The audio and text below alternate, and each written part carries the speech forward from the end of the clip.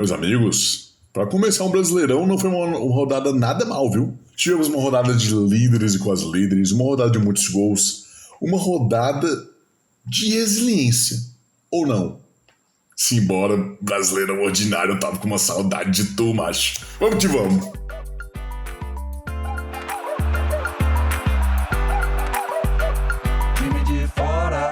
Salve, salve, sejam todos muito bem-vindos, seja bom dia, boa tarde, boa noite, boa madrugada, bom espaço sideral, onde quer que você esteja.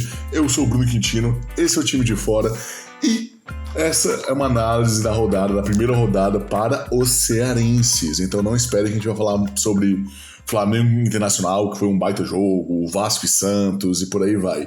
Nós vamos falar sobre Fortaleza e Fluminense, Bragantino e Ceará, beleza?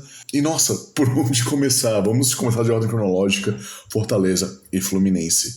E resiliência vai acabar sendo a palavra-chave para os dois jogos. Senta aí que eu vou chegar por lá, beleza? Primeiro, o Fortaleza vinha de um clima muito ruim com a sua torcida. Vinha de um vice-campeonato cearense, vinha de performances desastrosas pela Copa do Nordeste, como foi o caso da derrota para o Souza, como foi o caso para a derrota do CRB, novamente o Gastão Ávila cometendo um pênalti e rolando aquele 1-0. Então o Fortaleza chegava com muita desconfiança, ainda mais com futebol sofrível, peba, anêmico, capenga, o adjetivo que você quiser escolher vai ser válido. E foi uma grata surpresa ao tricolor ver justamente o contrário contra o Fluminense. Não apenas teve uma resposta rápida, uma reação vigorosa, como o Lucero acabou sendo fazendo o primeiro gol do Brasileirão 2025. Ele inaugurou as festas, com um gol já aos 3 minutos, uma bela jogada de contra-ataque, após uma saída errada do Fluminense. A bola simplesmente sobrou pro Lucero, desmarcado, um negócio muito fácil, foi só dar um toquinho, 1-0 para o Fortaleza. E a pressão continuou de maneira constante. E o que vimos no Fortaleza foi um jogo muito maduro. Para você ter noção, o Fortaleza, tudo bem que variava um pouco ao longo do jogo, mas o padrão dele nesse jogo contra o Fluminense foi um 3-4-3. Uma formação muito parecida com o que foi o segundo jogo da final do Clássico Rei do Cearense. Mas a disposição era muito diferente. Em que sentido, Bruno? Primeiro que o Fluminense foi um time que ele quis jogar, ele queria o ataque, ele teve uma postura um pouco mais aberta. O Fortaleza gosta de aproveitar esse tipo de espaço, é um time que se aproveita muito bem disso. Mas não foi apenas isso. Deu para observar uma maturidade, uma consciência de passe, uma consciência coletiva dos jogadores bem maior. Você não via jogadores se escondendo do passe, eles estavam buscando se ajudar, eles estavam buscando desempenhar o seu melhor futebol. E um futebol bem organizado, um futebol bem treinado. Exemplo disso é o segundo gol, foi uma jogada ensaiada aérea, vamos dizer.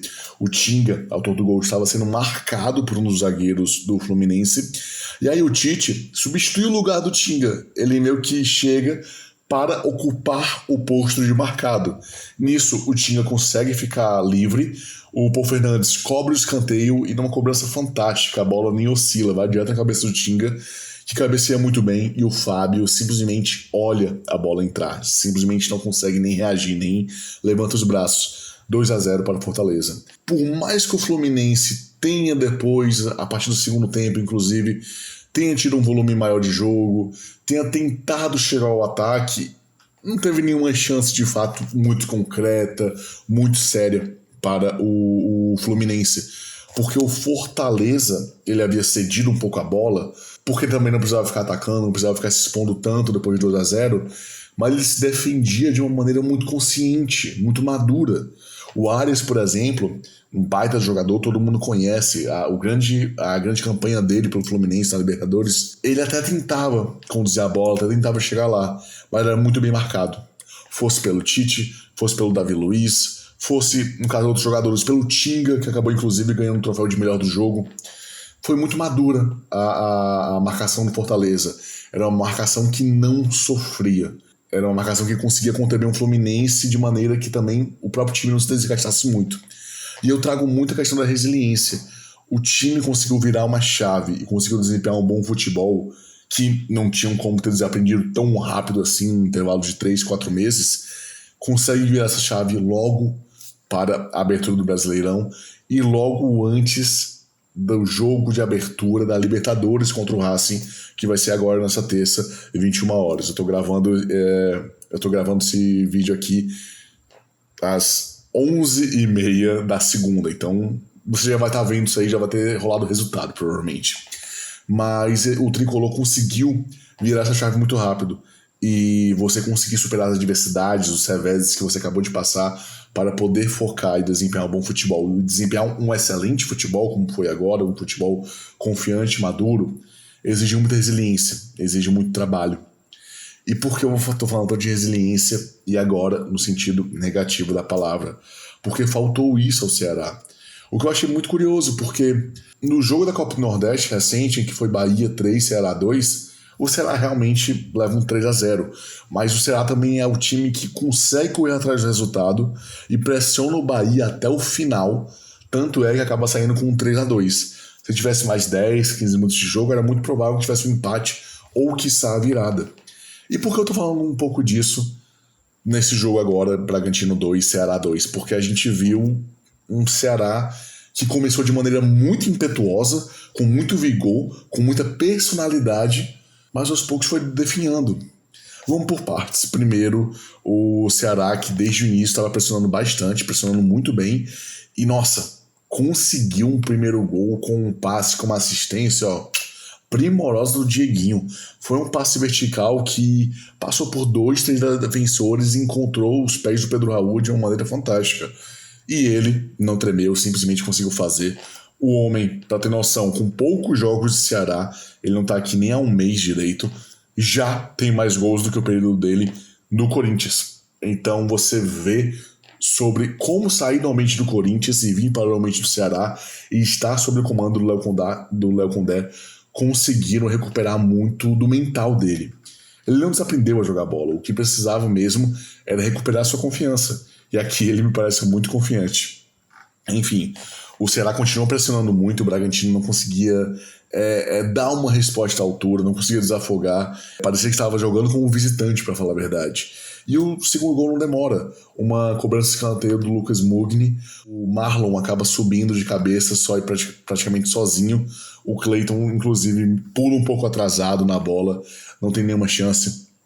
Ceará 2, Bragantino 0. Nesse momento, o Ceará assumia a liderança do Fortaleza. Literalmente do Fortaleza, do maior rival. Como as coisas no futebol são engraçadas.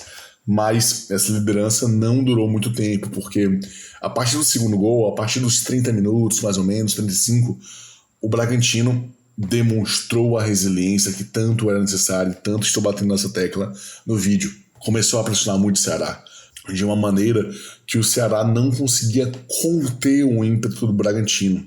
Tanto é que se não fosse o Bruno Ferreira, que está em uma grande fase, o gol teria saído muito antes. Teria saído bem antes.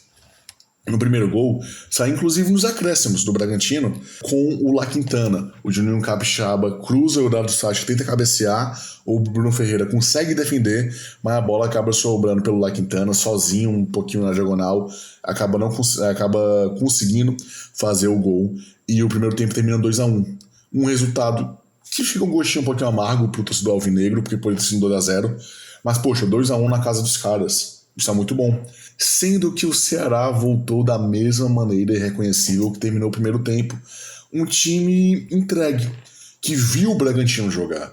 O Ceará tinha muita dificuldade de defender e de recuperar a bola para atacar, para dar um susto no Bragantino, para mostrar que ele também pode voltar a fazer os gols no Bragantino. E não foi isso que nós vimos, o que é muito curioso, porque o Ceará já demonstrou em outras oportunidades como pode ser um time que não desiste, que pode ser perigoso e letal até o último minuto. Então, me faz pensar o que passou pelo Ceará. O Bragantino tem muito mérito também nessa remontada, vamos dizer, mas o Ceará parece que fraquejou um pouco mentalmente, e na Série A você não pode fazer isso de maneira nenhuma. Foram praticamente 40 minutos, boa parte do segundo tempo, de pressão no Bragantino, até que novamente, nos acréscimos, tal como foi no primeiro tempo, o Bragantino acaba conseguindo fazer o gol. Dessa vez com o Ramírez, um balaço de fora da área. Não apenas isso, o Bragantino teve outras chances, como o John, que acabou numa lambança, perdendo a oportunidade de fazer o gol. Mas o Bragantino teve a chance de virar por 3, por 4. Se estivesse numa fase melhor, ou se o Bruno Ferreira estivesse numa fase um pouco pior, a virada teria vindo. E aí me faz questionar, o que acarretou essa queda tão abrupta de um tempo para o outro no Ceará? Isso é um negócio que precisa ser muito visto pelo Léo Condé. Eu entendo que as peças do Ceará não são mil maravilhas. Eu entendo que em algum momento do ano, nessas jornadas que estão por vir, novas peças terão que vir para reforçar o Alvinegro.